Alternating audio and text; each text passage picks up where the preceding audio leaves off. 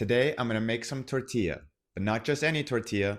I'm gonna be making the Las Chicas de la Tres version. This is from a couple who runs a food stand in El Mercado Central in Buenos Aires, Argentina, and it was made famous by the Netflix show Street Food Latin America. I watched this episode and I thought it looked delicious, so I can't wait to try it. The first step is to prepare the potatoes.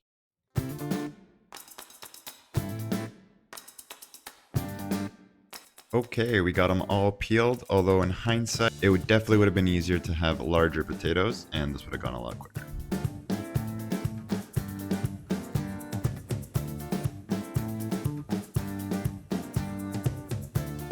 Okay, so I finally got the potatoes peeled and chopped, so now we can put them in the pan to fry.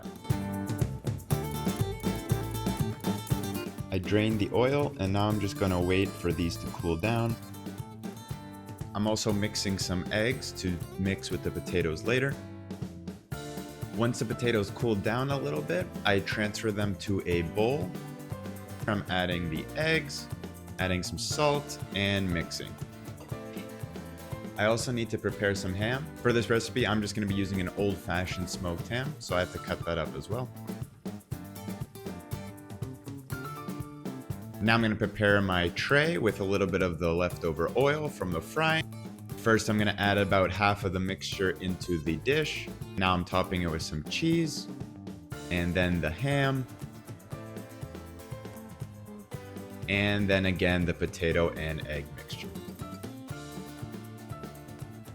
Now it's ready to go in the oven at 180 degrees for 10 minutes. After cooking it for some time, I brought it out and used a plate to flip it over like this and return it back into the dish. Although this didn't go as easily as I hoped it would.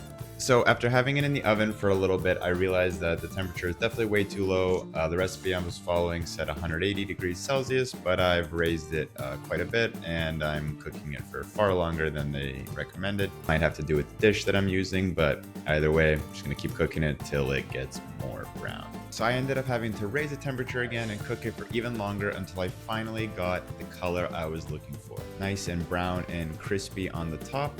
It was a little bit messy getting it out, but it still looks delicious with the melted cheese. And so after trying it, I did really like it. It tastes quite good.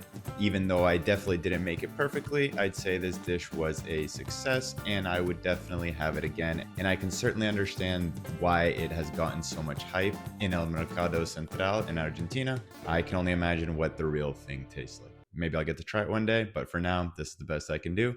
And that's it.